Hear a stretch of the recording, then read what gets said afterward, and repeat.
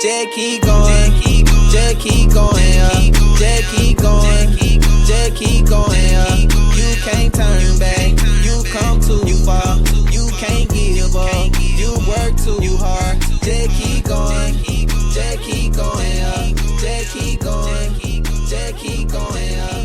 You can't turn back, you come too far, you can't give up, you work too hard. Just keep going. Hello, and a very warm welcome to all our listeners out there.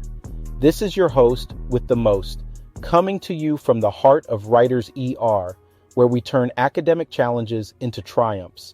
Today, we're diving into a topic that's as real as it gets in the world of Ph.D. programs, the twin hurdles of stress and anxiety. Let's face it, beginning a Ph.D. journey can feel like steering a ship through uncharted waters. But fear not, because here at WritersER, we've got your back every step of the way.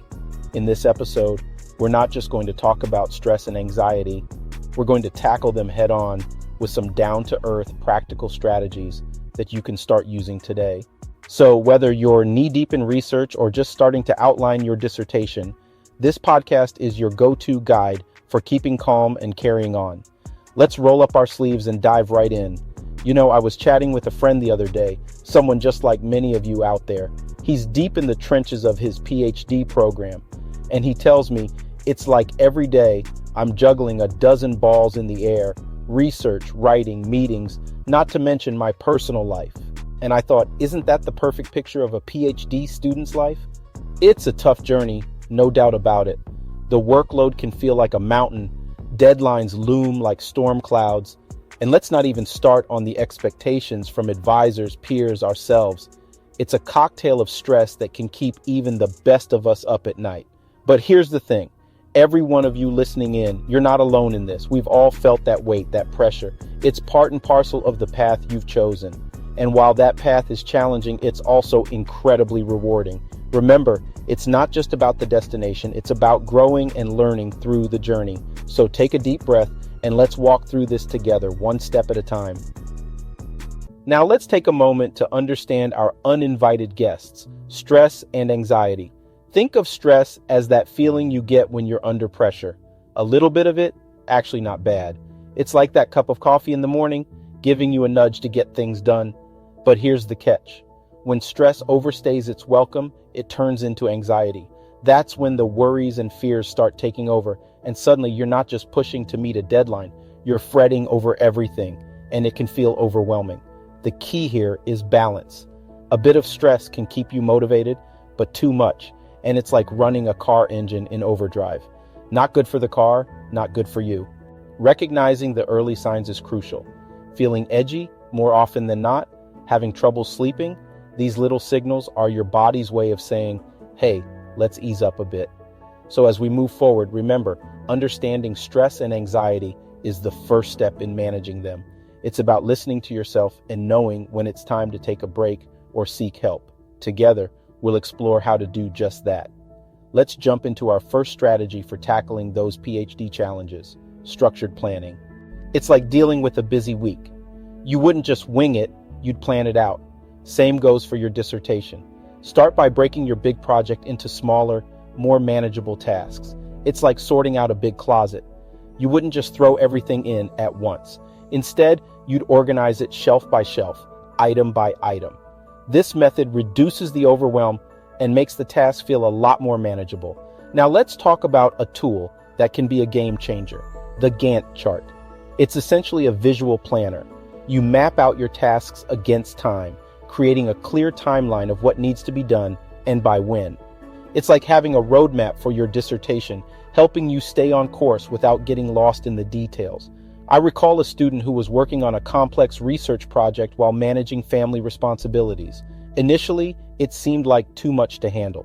But with a Gantt chart, she organized her tasks, set achievable deadlines, and managed to balance her research and family life effectively. It was a testament to the power of structured visual planning. So why not give structured planning a shot? Break down your tasks, plot them out, and transform that overwhelming project into a series of manageable steps. You'll be amazed at how much smoother your journey becomes. Now let's chat about our second strategy, Establishing a support network. It's like having a team in a sport. You're the star player, but you need a solid team behind you. First, mentors and academic advisors. They're like your personal coaches. They've been where you are and know the game. Leverage their experience, have regular meetings, be open about your challenges, and soak up their advice. And don't forget about your dissertation committee. They're not just there for the final review, they're a resource throughout your journey. Keep them updated, ask for feedback, and use their expertise to guide your research. Next up, peers and study groups. Imagine a group of climbers, all aiming for the same summit. They share tips, encourage each other, and celebrate each small victory. Joining or creating a study group or writing circle can do the same for you. Discuss ideas, review each other's work, and keep each other motivated. It's about building a community where everyone grows together. And let's not forget family and friends, your cheerleaders. Share your goals with them, involve them in your journey. Their support and understanding are crucial, especially during those tough times. Building a support network is about surrounding yourself with the right people, those who inspire you, push you, and stand by you. So reach out, connect, and build your team. Together, you're stronger. Moving on to our third strategy, let's talk about self-care and mindfulness. It's like maintaining a car. You can't expect it to run smoothly without regular care and maintenance. First up, physical health. It plays a huge role in how we handle stress. Regular exercise, even just a brisk walk or a bit of stretching, can work wonders. It's like giving your brain a mini vacation. And let's not forget about what we eat. A well-balanced diet is fuel for both the body and the mind. Think of it as putting premium fuel in your tank. Now let's ease into mindfulness and relaxation techniques. These can be as simple as taking 5 minutes to just breathe deeply and clear your mind. It's like hitting the pause button in the middle of a hectic day. Or try something like yoga or meditation. They're great for keeping both your mind and body flexible and focused. I remember a time during my own Ph.D. journey. The stress was piling up, and I felt like I was in over my head. That's when I started practicing mindfulness daily. It was a game changer. Those few minutes of quiet and reflection made a huge difference in my stress levels and overall well-being. So take some time for yourself. Prioritize your health. Practice mindfulness. It's not just about getting through your Ph.D. It's about enjoying the journey and staying well while you do it. All right, let's dive into our fourth strategy. Setting realistic expectations. It's like planning a road trip. You wouldn't expect to drive from coast to coast in a day, right? It's important to set goals that are achievable. It's easy to fall into the trap of perfectionism, especially in academia. But remember, perfect is often the enemy of good. Aiming for excellence is one thing. Expecting flawless work every time is another. It's like trying to bake the perfect cake on the first try. It's not just stressful, it's unnecessary. Now let's talk about the fear of failure. It's natural to worry about not meeting expectations, but it's also important to realize that setbacks are part of the journey. They're not the end of the road, they're learning opportunities. I recall a student I worked with. She was incredibly hard on herself, always aiming for perfection. It took a toll on her well-being. We worked together to adjust her expectations, to focus on progress, not perfection. Gradually, she learned to celebrate small victories, and it transformed her Ph.D. journey. She became happier, more productive, and guess what? Her work actually improved. So set goals that challenge you, but also allow room for the ups and downs of research. Embrace the journey, imperfections and all, and you'll find the journey much more rewarding. As we near the end of today's episode, I want you to reflect on a few questions. How do you currently manage stress and anxiety in your Ph.D. journey? What strategies have worked for you and what hasn't? I'd love to hear your stories and strategies.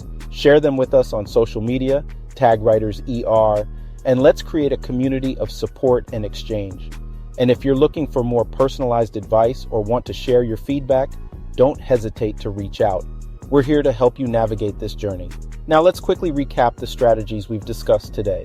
We talked about structured planning, the importance of a support network, self-care and mindfulness, and setting realistic expectations. Remember, dealing with stress and anxiety is not about eliminating them completely. It's about managing them effectively.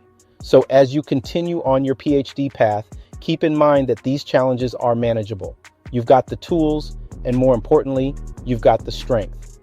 Thank you for tuning in to Dissertation in 90 Days. It's been a pleasure sharing this time with you.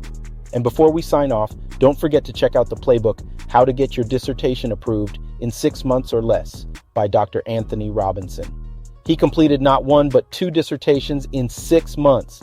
This playbook is a treasure trove of insights and tips, and you can download it at writerser.com/playbook. Until next time, keep making strides, keep learning, and remember, you're not just writing a dissertation, you're building a future. Take care.